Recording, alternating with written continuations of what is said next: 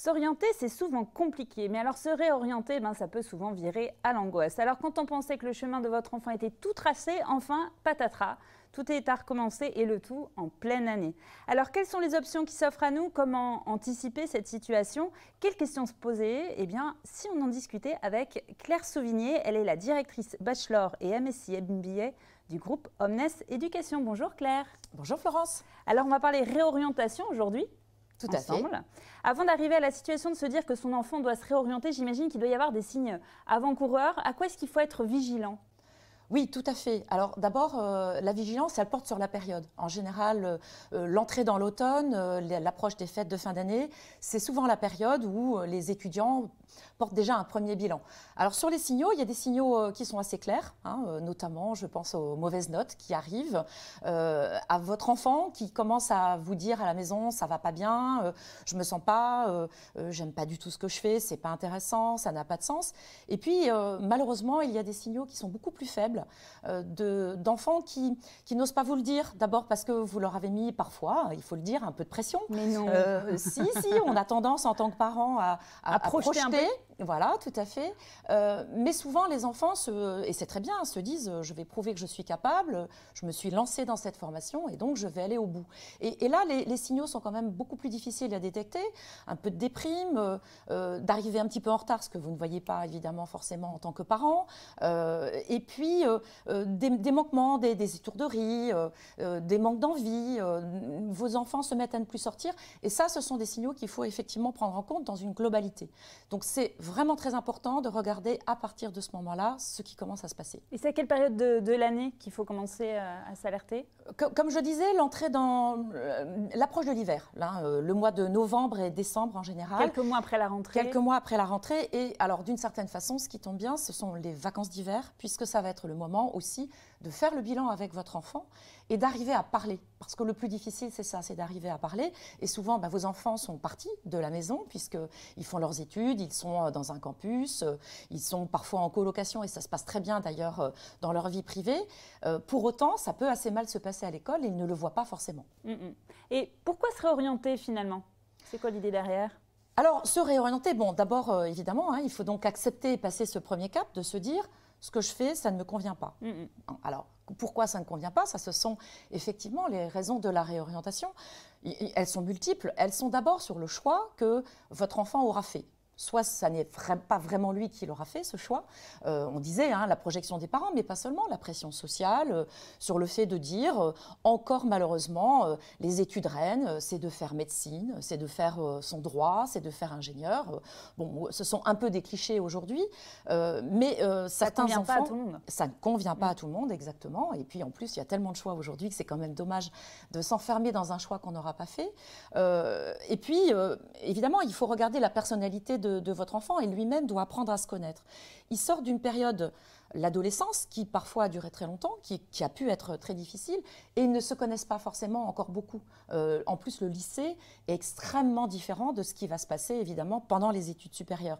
Donc cette période de transformation très importante, à la fois sur la personnalité de votre enfant, mais aussi bien sûr sur ce qu'il va vivre pendant ses études supérieures, vont faire que là, il y a des raisons de se dire « je me suis trompée et je dois me réorienter de façon différente ». On peut s'autoriser à ça en fait? Il faut complètement se l'autoriser. Aujourd'hui, on regarde les chiffres. 60% d'échecs, alors on dit d'échecs, à la fin de la première année d'études supérieures. En réalité, ce n'est pas réellement 60% d'échecs, c'est 60% de jeunes qui s'aperçoivent qu'ils ont fait un choix. Alors quand c'est l'université, on sait que c'est un problème lié à l'autonomie, à la maturité, au type d'études. Il faut être extrêmement autonome pour pouvoir réussir ses études à l'université. Et puis, bien sûr, c'est le choix d'une formation dans laquelle on ne s'est pas vraiment projeté parce que les études au lycée, encore une fois, sont extrêmement différentes, sont très théoriques et très différentes de ce qu'ils vont vivre par la suite. Il y a le format et puis il y a le contenu, la thématique de la formation. Tout à fait. Et puis bien sûr le profil du jeune qui va apprendre à se découvrir. Et ça prend un peu de temps. Alors quand je dis ça prend un peu de temps, oui c'est important. Alors en tant que parent on se dit oui ça prend du temps, mais on n'en a pas trop quand même. On n'en a pas tant que ça. Il va falloir qu'il aille travailler, même si la retraite est repoussée de plus en plus. Ça nous coûte de l'argent évidemment. Mais pour autant, le temps, quand je dis il faut le temps qu'il apprenne à se connaître, je pense qu'on s'aperçoit qu'entre 3 et 6 mois suffisent pour que les jeunes prennent conscience de ce pourquoi ils ne sont pas faits ou ce pourquoi ils sont davantage faits. Oui. Ça veut dire aussi que si on se réoriente, est-ce qu'on perd une année ? Non, pas du tout. Alors, bon, on peut la perdre cette année, hein, très clairement. Alors d'abord, il y a beaucoup d'étudiants qui sont très jeunes quand ils arrivent sur les années d'études supérieures. Hein, pour la plupart, ils n'ont même pas 18 ans.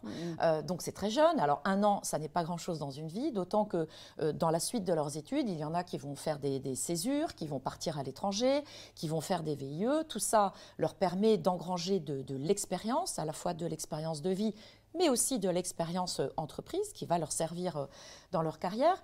Mais en fait, ce qui se passe, c'est qu'il y a moyen de récupérer très rapidement et très facilement des cursus de formation qui sont différents et qui vont se faire pendant l'année scolaire. Le gouvernement est très préoccupé par ça, parce qu'ils s'aperçoivent que échec à 60%, c'est quand même vraiment quelque chose d'important. Il ne faut pas les perdre, ces jeunes. Il ne faut pas les perdre. Voilà, du le risque, voilà, exactement, le risque, d'ailleurs, c'est ce qui s'est passé ces dernières années, c'est le décrochage. Et le décrochage, c'est ce qui peut arriver de pire pour un pays, et pour un parent, d'ailleurs, aussi. Donc, pour qu'il ne décroche pas, l'État a prévu depuis très longtemps, alors ça a commencé notamment avec la médecine à l'époque, sur ce qu'on a appelé le semestre rebond. C'était de dire, écoutez, on vous propose de faire autre chose une fois que vous avez décidé d'arrêter vos études en cours.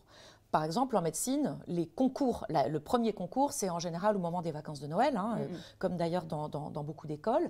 Et c'était de dire, on vous propose un semestre pour rebondir, d'où le mot rebond, hein, qui n'est pas très joli, mais voilà, et sur lequel on leur permettait d'aller faire d'autres types de formations. En médecine, c'est la chimie. Chez nous, à Omnes Education, dans les différentes écoles, on propose aussi de faire des semestres, alors qui ne s'appellent pas rebond, mais en fait des rentrées décalées qui permettent de recommencer sa première année, mais d'une façon beaucoup plus concentrée, beaucoup plus dense, et qui permet réellement après de récupérer la deuxième année si la première année est validée dans les mêmes conditions, mais avec un rythme, comme je disais, un petit peu plus dense. Est-ce que vous pouvez nous en dire un petit peu plus justement sur ces rentrées décalées ? C'est dans le temps, il y en a combien ? Comment ça s'organise un petit peu ? Alors, globalement, les écoles de commerce, mais aussi, par exemple, quelques BTS, hein, ils ne le font pas tous, mais dans les écoles de commerce, on commence à le faire de plus en plus, les écoles d'ingénieurs également. On propose aux étudiants qui ont arrêté leur formation, dans les mêmes conditions qu'au mois de septembre, de repasser, de recandidater dans ces écoles sur les programmes qui peuvent les intéresser. Alors évidemment, ça veut dire s'intéresser, aller voir, faire des salons, aller voir les écoles et repasser les tests de candidature, les concours, enfin en fonction des épreuves qui sont proposées. Et puis, de rentrer, alors en général, entre janvier, février, mars, hein, ce sont vraiment les 3 mois sur lesquels les écoles proposent des rentrées décalées, de réintégrer ces programmes. La seule différence qu'il peut y avoir, je pense chez nous, notamment quand il y a des stages en entreprise, ce qui n'est pas le cas par exemple à l'université, évidemment les stages sont soit inexistants, soit raccourcis, ce qui pose évidemment pas trop de problèmes puisque en deuxième année, les étudiants vont pouvoir refaire cette partie de stage. Donc en fait, c'est comme si on avait fait la rentrée de septembre et il faut vraiment, et c'est ce qui se passe de plus en plus parce que les étudiants s'habituent, ne pas le vivre comme un échec, mais au contraire se dire qu'on a une deuxième chance et que cette chance, on la saisit et elle se passe à 90% extrêmement bien. Ouais, c'est vraiment une opportunité, ces rentrées décalées. C'est ça. Et là, il faut vraiment, alors à la fois que les parents et leurs enfants le prennent comme ça, le prennent absolument pas comme mon fils ou ma fille, t'as raté ta première séquence, là c'est ta deuxième chance et tu n'auras droit à rien d'autre. Il faut surtout pas que les parents donnent ce sentiment à leurs enfants parce qu'on s'aperçoit que quand ça n'est pas le cas, ça se passe extrêmement bien. D'autant que, comme ils ont raté, entre guillemets, cette première période, ils le vivent parfois comme un échec. Ça peut faire un peu perdre confiance en soi. Ça peut faire un peu perdre confiance en soi. Pour la suite, j'imagine. Exactement. Donc, quand on fait ces rentrées décalées, en tout cas, chez nous, ce qu'on essaye de faire, c'est vraiment de le valoriser et de dire, vous avez une chance folle, parce qu'en plus, il y a quand même moins d'étudiants.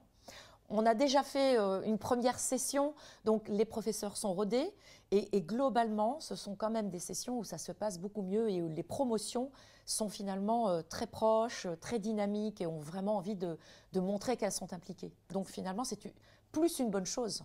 C'est-à-dire aussi du fait qu'on a des profils d'étudiants qui doivent être très variés, puisqu'ils doivent venir d'univers assez variés avant d'arriver dans ces rentrées décalées. Ils ont déjà vécu des aventures avant d'arriver. Ça doit être aussi assez intéressant en termes de profil. Alors, vous avez complètement raison, en fait, parce que nous avons une plus grande diversité, des étudiants notamment d'écoles de médecine, de droit, d'architecture, de l'université, mais aussi de certaines écoles de commerce.